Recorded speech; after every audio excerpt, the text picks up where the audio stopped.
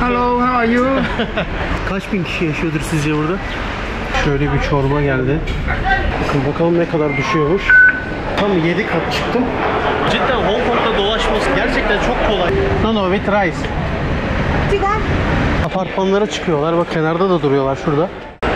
Hong Kong Havalimanı'ndan herkese selamlar. 9 saatlik bir yolculuğun ardından Hong Kong'a vardım. Önce şeyi anlatayım. Pasaport kontrolünde herhangi bir soru olmadı. Direkt sıra da yoktu zaten. Direkt girdim. İnerken uçaktan size şey veriyorlar. Bir landing card gibi bir şey veriyorlar. Onu dolduruyorsunuz sadece. Pasaportla birlikte kontrole geçtiğinizde veriyorsunuz. Hiç soru moru sormadan öyle geçiyorsunuz. Sonra şuradan çıktım. İlk yaptığım şey şu az ileride döviz bürosu var. Oradan para bozdurdum. Yalnız kuru acayip kötü burada.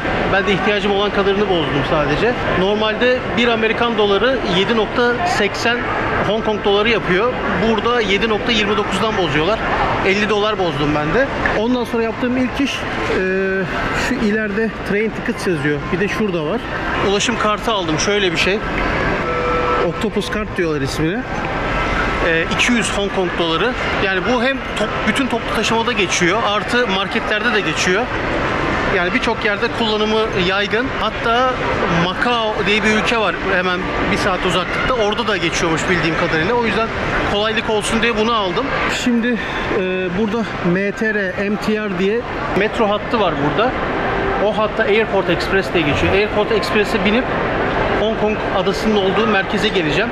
Oradan da bir aktarma daha yapıp kaldığım otele varacağım. Limana yakın bir yerde. Şu an izlenimler bu şekilde.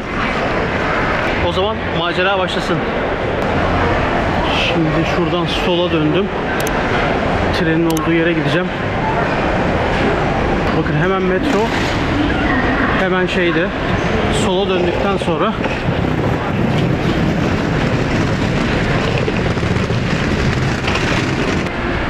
neyse bunu kaçırdık. Bakın şimdi durakları göstereyim. Şurada Airport yazıyor. Airport'tayız. 1, 2, 3 durak sonra yani Hong Kong yazan yerde, yani Hong Kong adasının olduğu yerde ineceğim. Otelim orada olduğu için. Bir de şu üstte Kowloon diye bir bölge var. Haritadan zaten baktığınızda Kowloon dediği yerde Hong Kong adasının bir üst kısmı oluyor. Orada da güzel yerler var. Hem gece hem gündüz. Orada da inilebilir. Ama ben öbür tarafta Hong Kong adasının olduğu yerde otel tuttum. O yüzden oraya gideceğim. Bakın şurada indikten sonra 2 tane hat var. Island Lane yazıyor. Mavi hat. Onu aktarma yapıp 1 veya 2 durak gideceğim sanırım. Ondan sonra otele yerleşeceğim.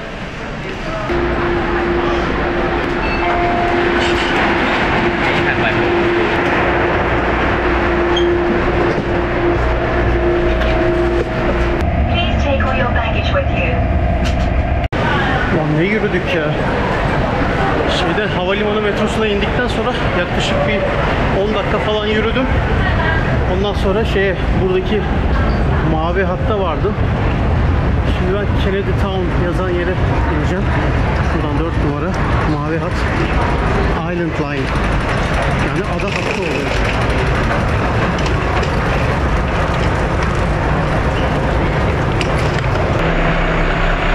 Otelden çıktım. Şimdi metroya doğru gidiyorum. Gideceğim yer Hong Kong adasının en yüksek noktası olan Victoria zirvesi. Metroyla merkeze gidip oradan tramvayın kalktığı yere gideceğim. Ondan sonra zirveye çıkacağız.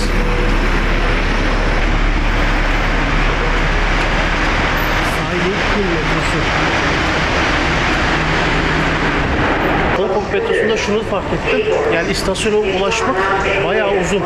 Yani şu gördüğünüz yollar bayağı uzun. Buradan bir sürü şey var. Sanırım daha merkezi caddelere çıksın diye uzatmışlar. Ve burada gördüğünüz gibi birçok insan da hala maske kullanıyor. Yani metroya girmemle trene binmem arasında rahat böyle bir 6-7 dakika falan fark ediyor. Bakın şuradaki makinelerden Octopus kartınıza bakiye yükleyebiliyorsunuz. Kolay gerçekten, İngilizce menüsü var.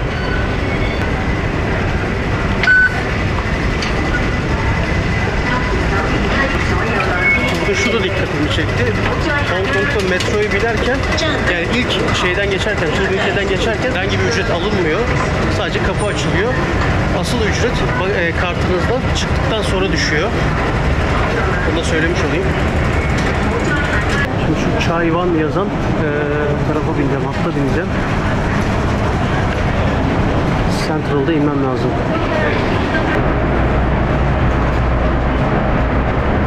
Bakın bakalım ne kadar düşüyormuş.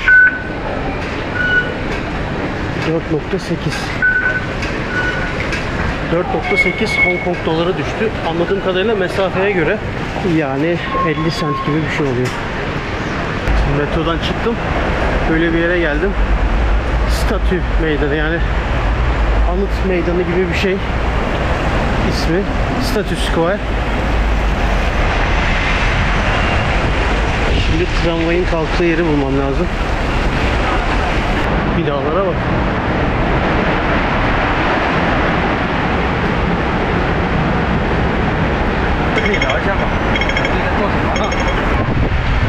Bakın tramvayın girişi burası. The Big Tram. Oradan gireceğim. Restorandan girdim. Şöyle bir bilet verdiler bana. Gidiş dönüş fiyatı 148 Hong Kong doları. Yani buna şey dahil, de Sky Terrace diye bir yer var. Orası dahil. Hem de tramvay ücreti dahil. Eğer sadece tramvayla gidip gelmek istiyorsanız onun da ücreti 88 Hong Kong doları. Bakın tramvay yolu böyle. Aslında ilk niyetim şeydi, sadece tramvay bileti almaktı. Sonra bir de baktım herkes şey oluyor, combo paket alıyor. Bu Sky Terrace denilen yer, oradan da bir manzara varmış. Gelmişken orayı da alayım dedim. Bakalım, göreceğiz nasıl bir yermiş. Tramvay dedim, aslında bizdeki feniküler gibi, yani feniküler hattı.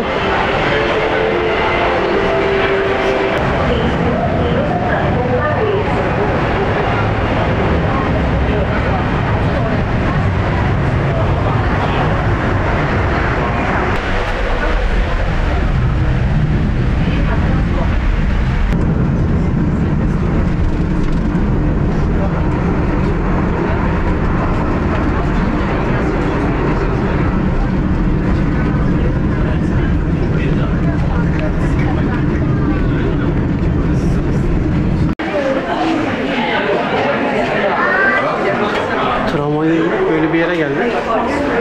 Alışveriş yeri gibi bir yer.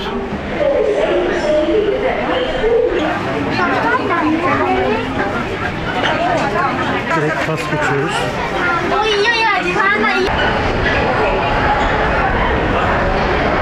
Tramvayla indikten sonra geldiğimiz yerin adı öyle bir alışveriş merkezi gibi bir yer.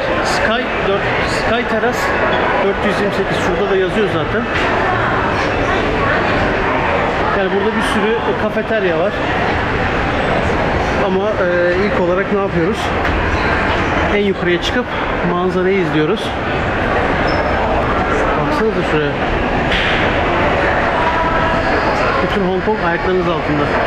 Tam 7 kat çıktım. İşte manzara böyle.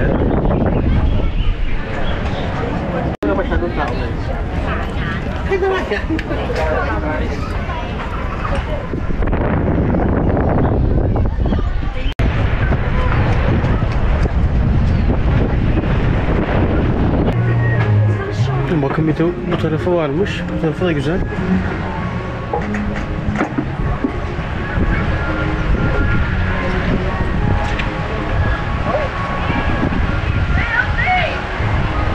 Bir yerden acayip bir çikolata kokusu geliyor ama canım çorba çekti benim. Bir yerde gidip çorba içeceğim. Ondan sonra bakarız. Şimdi çıkıyorum. Tekrar tramvaya doğru gidiyorum. Burada işim bitti.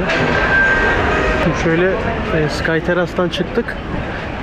Findlay Road denen bir bölüm var. Patika. Buradan böyle insanlar yürüyor. Sanırım şurada da bir resim çekilecek bir manzara var. Tramvay yeri ise geride kaldı. İşte hızlıca bakıp geri döneceğim.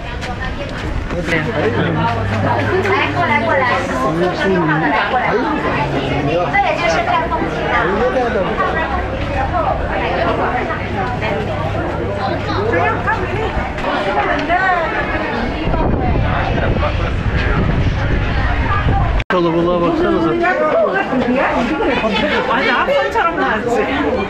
Bu tarafta da bir alışveriş merkezi var. Bayağı şey ya böyle. Bayağı güzel bir eğlence alanı yaratmışlar. Şimdi ben buradan gideceğim. Tekrar aşağıya ineceğim. Şimdi tramvaydan indim. Şimdi şöyle yürüyorum bakayım. Metro istasyonuna gideceğim birazdan. Oradan da bu hani yüksek binaların olduğu bir yer vardı ya, Monster Building diye geçiyor ismi. Oraya gideceğim.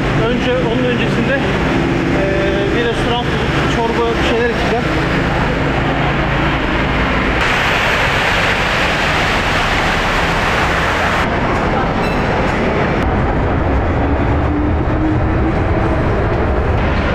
Metrodan çıktım. 100 dolarım vardı. Bozdurmayayım diye bankadan çekeyim dedim az bir miktar. ATM minimum 500 Hong Kong doları veriyor. Umarım her yerde aynı değildir. 500 Hong Kong doları zaten 100 dolara yakın yapıyor. Yani 70-80 dolar civarı yapıyor. O yüzden daha düşük banknot veren bir banka bulmam lazım. Param kalmadı çünkü. Şimdi şuradan bir yerden karşıya geçeceğim. Burada bir çorba içeyim. Hamcay Sango. Bakın burada şöyle bir şey var. Buradan önce çorbanızın içeriğini seçiyorsunuz. Bir sürü şey var burada. Mantar var, et var. Burada da ben beef söyleyeceğim. 7 Hong Kong doları bu. Ya toplamda 39 Hong Kong dolara yapıyor. Yani ne yapıyor? 5 dolar civarı. İkincisinde burada çorbanızın şeyini seçiyorsunuz. Acılık durumunu. Yani baharatlı mı olsun, biberli mi olsun, çok mu acı olsun. Burada da acılık seviyesi en son. İşte ekstra hata kadar gidiyor. Çok acı olmasına gerek yok. Buradan zaten renklerinden anlayabilirsiniz. Bakalım. Oturdum, birazdan sipariş almaya gelecekler. Şöyle bir çorba geldi. Nasıl bitireceğim bunu ben? Şöyle içinde dana eti var. Çeşitli böyle soğan, acı soğan gibi bir şey. Böyle acı bir şey var. Noodle var. Vietnam'da yediğim şeye benziyor. Pho çorbasına benziyor. Hesapta 40 1 lirada, bilmiyorum ne için, servis charge gibi bir şey herhalde. 41 Hong Kong doları, 5 dolar civarı falan yapıyor işte. Çorbamı içtim, şimdi şöyle ilerliyorum. Baksanıza abi şu yüksek binalara.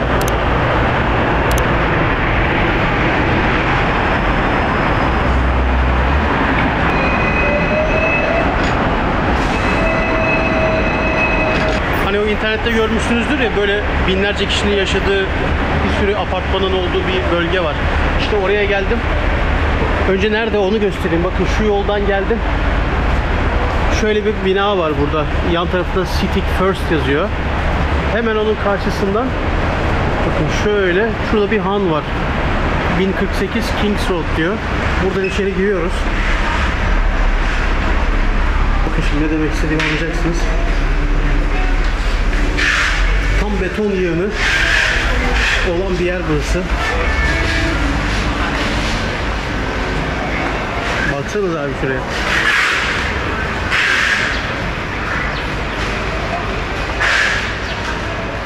Böyle bir şey yok ya. Kaç bin kişi yaşıyordur sizce burada?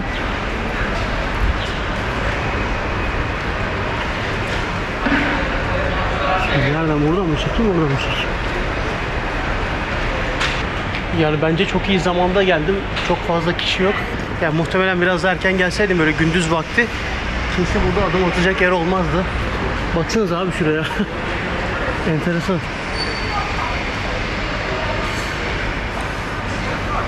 Neyse, şimdi buradan geri çıkıyorum. Şimdi merkeze, limanın oraya gideceğim. Oradan da karşıya geçeceğim. Yani Hong Kong adasının karşısındaki Kowloon diye bir bölge var. Oraya geçeceğim. Dayılar ne oluyor burada ya? Çin satrancı. Hello.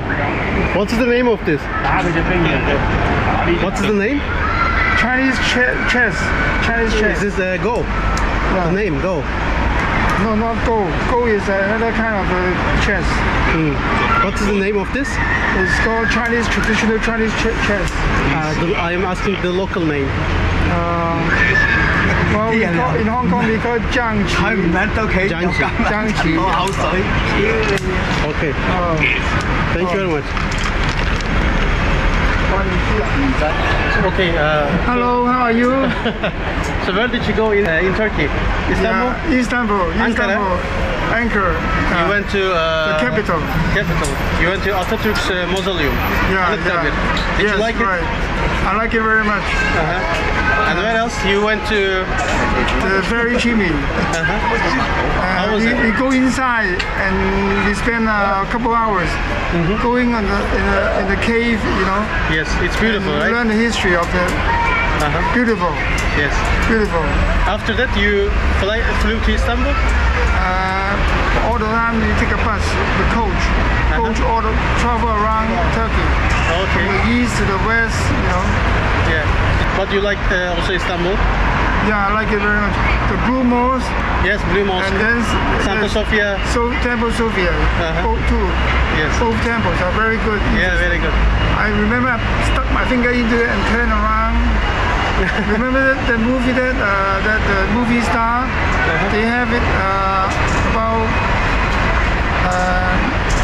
about the fairy tale. You stick your finger and then you can turn around. You are in good luck, you know. Yeah. And I tried to do that, but I couldn't do it. Okay.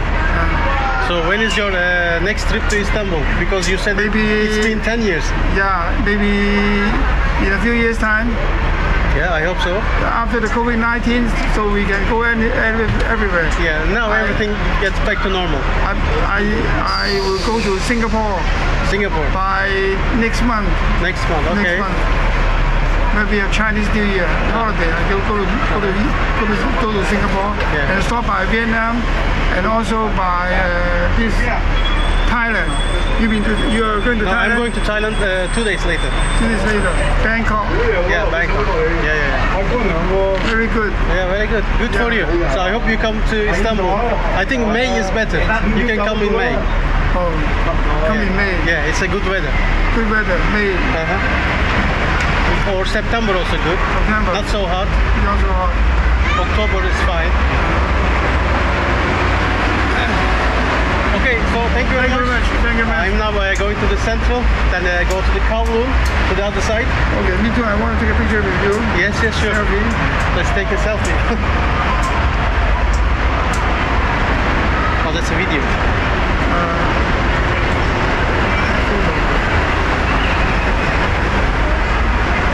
Very nice meeting you. Yeah, nice meeting you. What is your name? Bernie. My name is Serkan. Serkan. Yes. Serkan. Nice to meet you. S-E-R-K-A-N. S-E-R-K-A-N. S-E-R-K-A-N. Yes. Serkan. Yes. Okay, I'll see you next time. See you. Take care. See you. Thank you. Enjoy your trip. Thank you very much. Bye bye. Okay. Bye. Amcaya bak ya. Hem videosunun içine ettik hem de geldi 2 saat bize röportaj yaptı. Helal olsun. Şimdi ne yapıyoruz? Şuradan metroya bineceğim. Ya da bu taraftan mı gitseydim? Neyse şuradan bineyim. Ondan sonra Hong Kong adasının karşı tarafına geçeceğim. Kowloon diye bir bölge var. Oraya geçeceğim.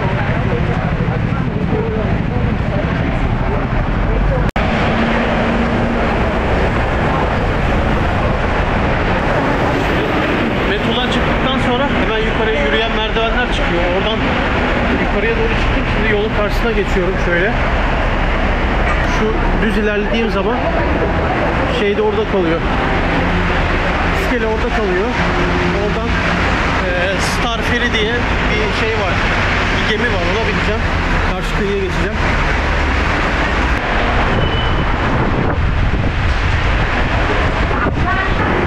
Şuraya baksana ya. Aynı şey gibi ha. Dubai gibi. Star Ferry. Bunun özelliği şeymiş, tarihi bir gemi olması. O yüzden popülermiş. İnternette falan hep o tavsiye ediliyor. Bir onu deneyelim bakalım, değişiklik olsun. Anladığım kadarıyla normal public feriler de gidiyor ya. Public olan, halka açık şeyler de gidiyor. Baksanıza şöyle.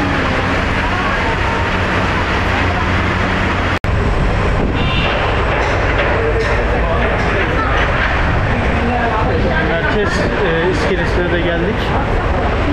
Şimdi şuradan bir yerden şeye bineceğim. Star Ferry. Bak bu arada gideceğim şeyin adı, yerin adı, Karşıyaka'ya geçeceğim dedin ya. Tianjin isimli bölge. Orada Star Ferry'nin fiyatı da şeymiş, 5 Hong Kong doları. Yani yine 75 cent gibi bir şey yapıyor. 1 dolardan ucuz, 1 dolardan az. Yine dediğim gibi Octopus kart var. Yani ulaşım kartı, onu kullandım.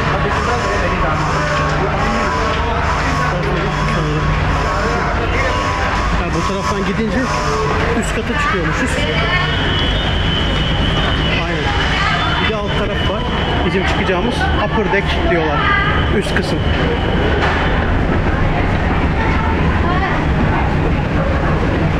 Buradan güzel bir yer seçeyim ben.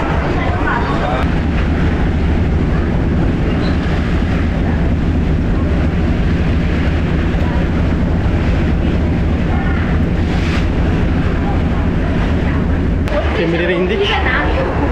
Şöyle ilerliyoruz bakalım.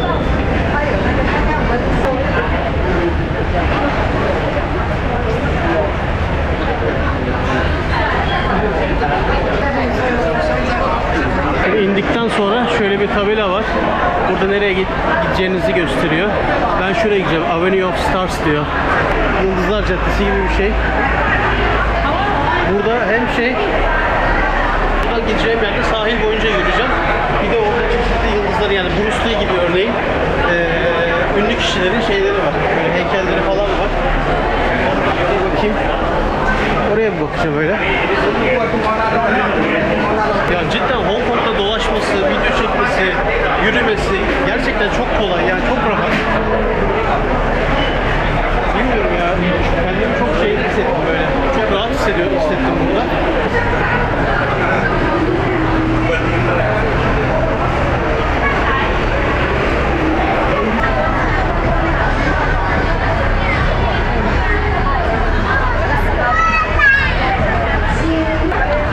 Şu üste çıkayım bakayım, burada şey, gözetleme yeri diyor.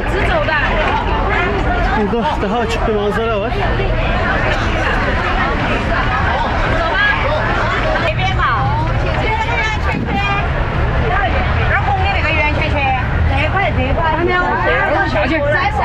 Çok iyi ya.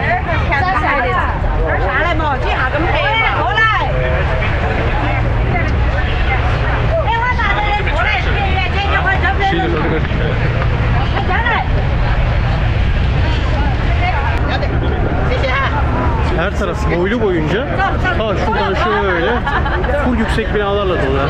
Ta ileriye kadar gidiyor böyle.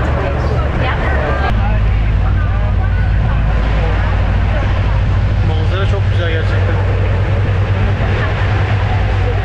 Şu ortada bir tane saat kulesi var. Şuradan bir ilerleyelim bakalım, oradan aşağıya ineriz.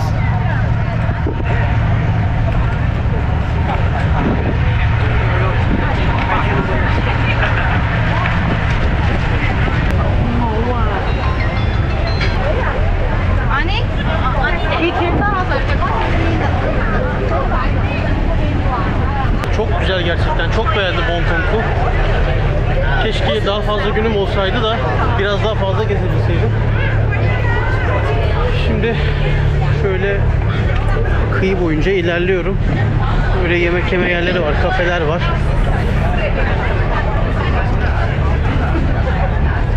Bayağı da kalabalık. Valla her bir nokta resim çekmek için, video çekmek için daha birbirinden güzel.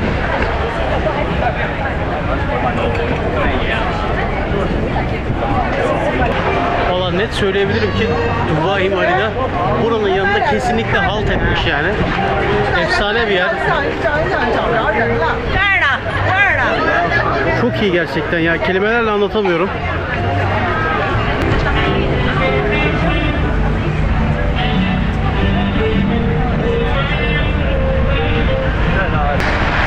Şimdi iskele kısmını bitirdim. Şimdi buradan bir 20-25 dakika yürüme mesafesinde şey var. Gece kurulan bir pazar varmış. Böyle night market gibi.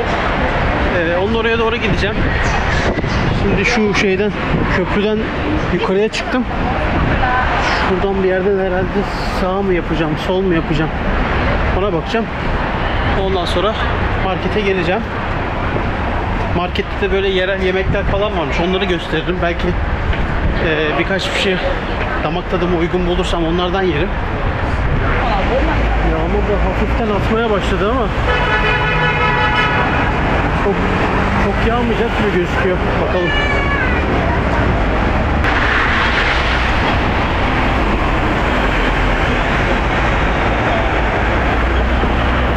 Hong Kong'da gezmesi gerçekten acayip kolay ve güvenli.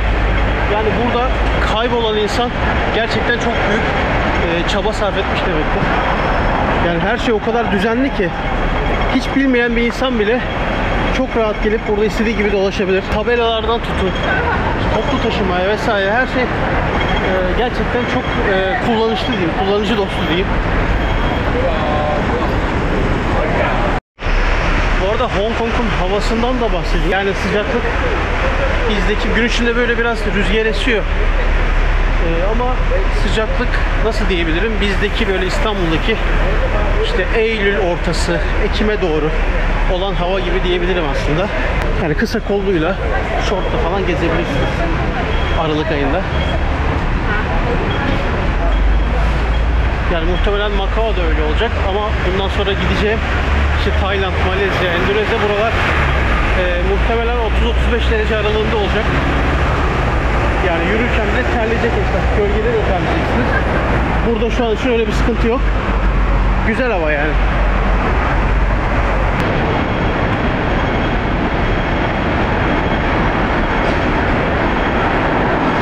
Şimdi biraz daha yürüyeceğim. Şu ikinci aradan sola döndükten sonra oralarda bir yerde olması lazım.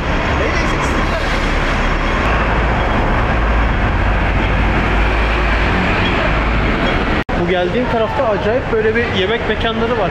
Her tarafta. Çok güzel bir yer burası. Yani uygun fiyat. Hong Kong zaten pahalı bir yer. Çok uygun fiyata karnınızı doyurabilirsiniz. Bakın buralarda var. Arka tarafta vardı.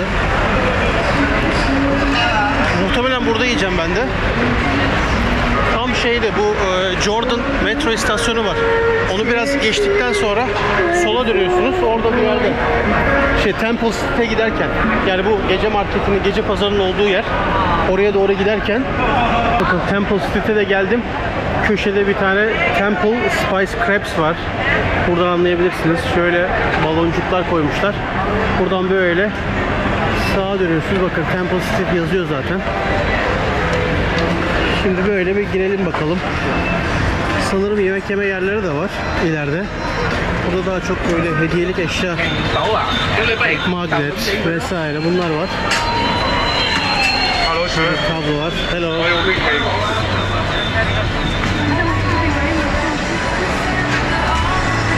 Evet. Bunlar bizim işimiz yok.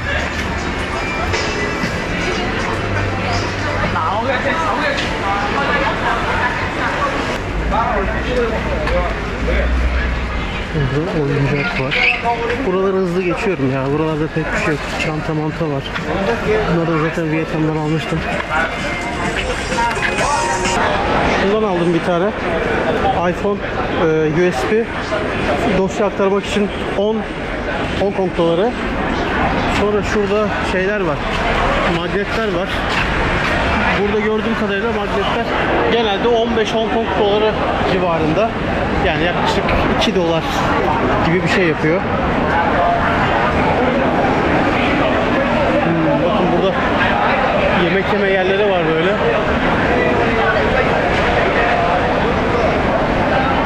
Şu ana zamana kadar geçtiğim yerlerde hep şey böyle hediyelik eşya satan yerler vardı. Sanırım ilerisi de öyle. Yemek yeme yerleri bir yan tarafta, şu az önce gösterdiğim yerde, bir de ilk girdiğimiz tarafta kaldı, arka tarafta. Bakın bu arada Hong Kong'un taksileri böyle. Kırmızı.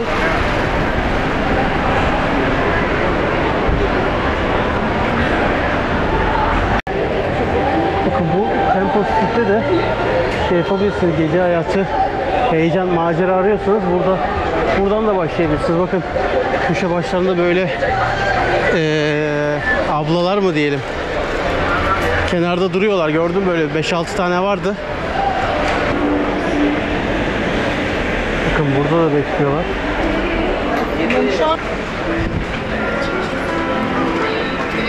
İnlerini buldum. Buradaki apartmandan yukarıya çıkıyorlar arkadaşlar. Şuralarda bir yerde mevzu dönüyor muhtemelen. Bakın burada böyle mesela.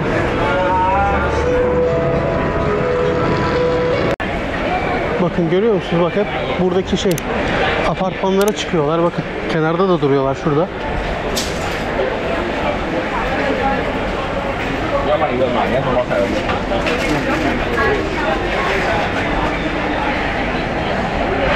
Yani short time heyecan arıyorsanız buradan başlayabilirsiniz.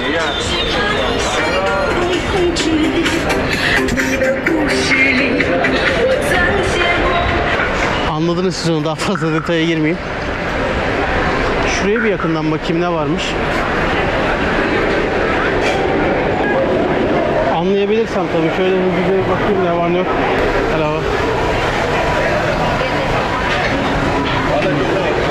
Neyse öbür tarafta yiyeyim ya.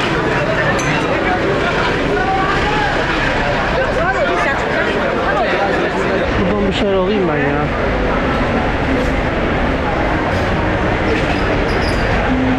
Rice with chicken?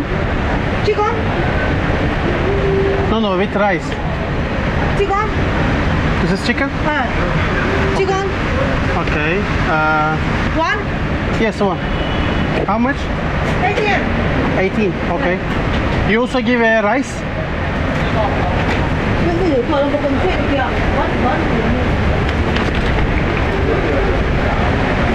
Neyse ya, sadece chicken alayım. Bakın böyle şeylerin içinde yapıyorlar bunu. Sıcak tutuyorlar. Az önce yarım kaldı, anlatamadım. En son yemek alıyordum şeyden. Tavuklu bir şey söylemiştim. İşte pilavlı, tavuklu bir yemek söyledim. Aldım. İşte 29 Hong Kong doları verdim. Ondan sonra zaten şarj da bitince direkt otele geri geldim. Şarjımı ettim. Ondan sonra üstümü değiştirdim. Tekrar dışarı çıktım. Saat şu an 1. Yarın Macao'ya geçeceğim demiştim. Size gece hayatını, Hong Kong'daki gece hayatının merkezi olan Langkawi Fong bölgesi var. Orayı da göstermek istiyorum. Yani orayı da göstermeden şey yapmak istemiyorum. Turu bitirmek istemiyorum. Şimdi şöyle bir yoldan gidiyoruz bakalım. Hani hafta içi ne kadar kalabalık olur bilmiyorum ama yarın buradan ayrılacağım için orayı da sizlere göstermek istiyorum. Nasıl bir yer olduğunu hep beraber görelim. Ben de ilk defa gideceğim. Belki oturur bir yerlerde bir şeyler içeriz. Duruma göre bakalım. Şu an sokaklar bomboş tabii bu tarafta. Vallahi haritaya bakarak gidiyorum ama umarım kaybolmam. İyi, yollarda böyle çok şey değil. Tenha ama böyle karanlık falan değil. Her yerde gerekli yeterli ışıklandırma var. Yani bu şekilde bir sanırım 20 dakika bir yolum var. Taksiyle de gitmek istemedim de belki ara sokaklarda maceralı bir şeyler olur. Çekecek bir şeyler olur. O yüzden yürüyerek keşfetmeyi daha çok seviyorum. Beni buradaki şu an kesseler kimsenin ruhu duymaz. Neyse şurası daha geniş bir caddeye dönecek. Şuraya bak. Sokakta bir tek ben varım. Langkawi Fong'a yaklaştım ama sokaklar bomboş. Korkmaya başladım. Yani boş yere gelmiş olmaktan korkmaya başladım. Umarım yanılıyorumdur. Şuradan bir ara sonra döneceğim. Umarım orada bir hareketlilik vardır. Evet, hafiften bir şeylik var. Bir hareketlilik var sanki.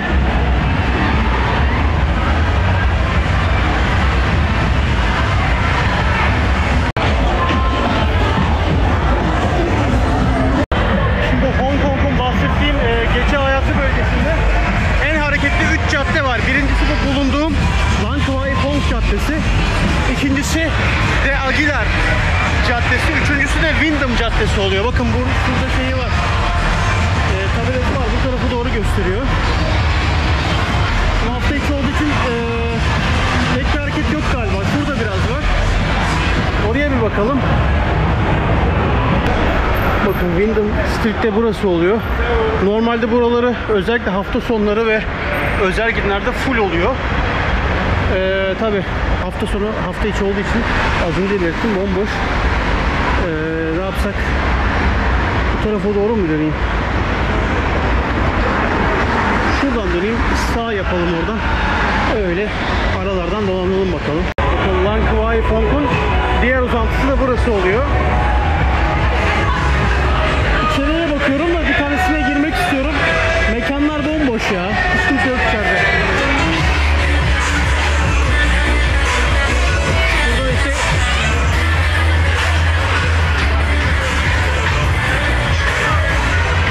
yukarıda da 3-5 tane Hintli dans ediyor.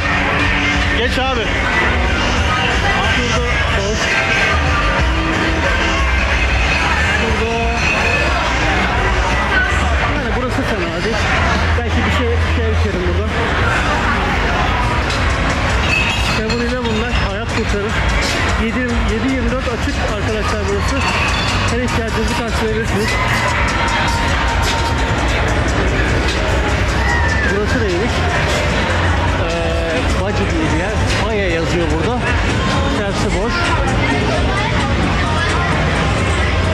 Az önce geçtiğimiz cadde. En kalabalık şurası işte. Karat yazıyor. Buraya gidelim bakalım.